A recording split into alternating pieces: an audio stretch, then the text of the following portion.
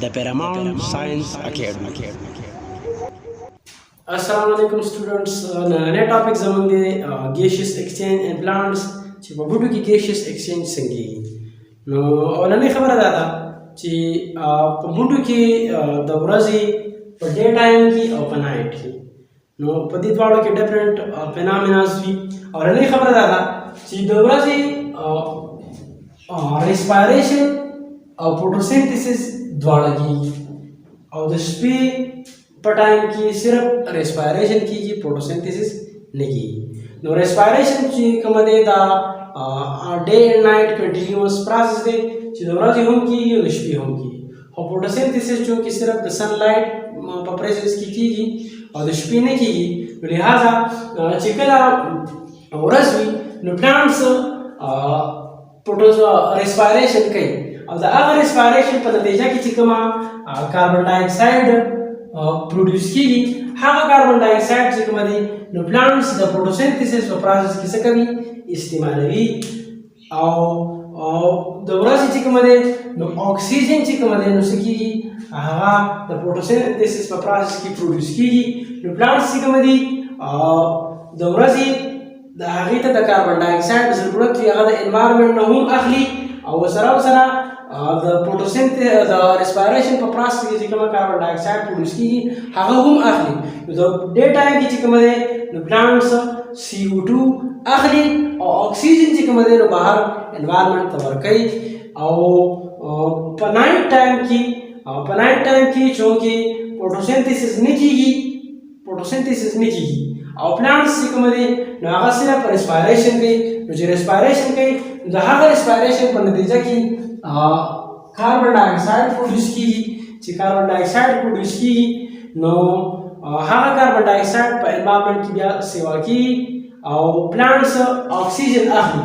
نو په نایټ ټایم کې بوټي اکسیجن اخلي ریسپایریشن پروسس لپاره چونکې اکسیجن ضرورت دی اکسیجن گین کوي اکسیجن اخلي او کاربن ډای اکساید ریلیز کوي انوایرمنټ ته. نو ځکه موږ ته میډیکل ایکسپرټس وایي چې د شپې د بوټي خواته د بوټي لاندې مه سملئ. د هغې مین وجه دا ده چې کله شپه وي نو صرف ریسپایریشن پروسس کیږي او د هغه ریسپایریشن په نتیجه کې پلانټس چې کوم دي نو دا کاربن ډای اکساید ریلیز کوي. نو بیا کاربن ډای اکساید سیوا کیږي اکسیجن ډیفیشنسي راځي او بیا موږ په پښتو کې بیا یو د مشران وایي چې پلانکې سړی قپسي وي نو قپسه this is mainly the deficiency of oxygen and the increase in carbon dioxide amount. چې کله د ونې خواته وي یا د اکسیجن ډیفیشنسي وي نو تا به بیا خامخا قبس نیسي. نو د دغه بیا چې کومه دی نو مطلب دا چې کله انسان امبیلنس غلط سایډ باندې پروت وي نو یا ټریکیا یا کوم دا ټریکی لاین دا بند وي نو د دې د وجې نه هم دغه بیا مطلب دا په ساه کې تکلیف راځي د هغې ته چې کومه دی بیا موږ قپسه وایو. نو لہذا دا نننی ټاپک چې کومه دی ګیشیس ایکسچینج په بوټو کې څنګه کیږي.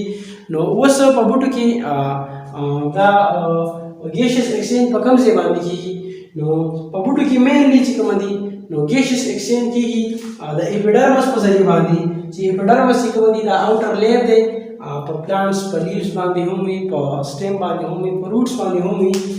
نو د اپیډرمس په ذریعه باندې هم ګیشیس ایکسچینج کیږي او بیا مینلی زیات ګیشیس ایکسچینج چې کومه کیږي هغه په سټومیټا باندې کیږي چې سټومیټا اور سپیشل پورس دا سوري دي په پلانټس کې په لیوز کې وي نری فورس وي مایکروسکوپیک او د هغې په ذریعه باندې ګیشیس ایکسچینج کیږي.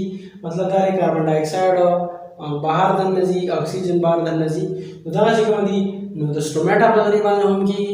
او دریم چې کومه دی نو هغه د لینټیسیلز په ذریعه باندې کیږي چې لینټیسیلز چې کومه دي نو دا چې کله پلانټ سیکنډري گروث کوي پیړیږي د هغې سره د بوټي دا بارک چې کومه دی یا دا پټ دا وچاوږي او په دغه کې سپیشل پورس کریټ شي چې هغه پورس ته هغه سورو ته موږ لینټیسیلز وایو.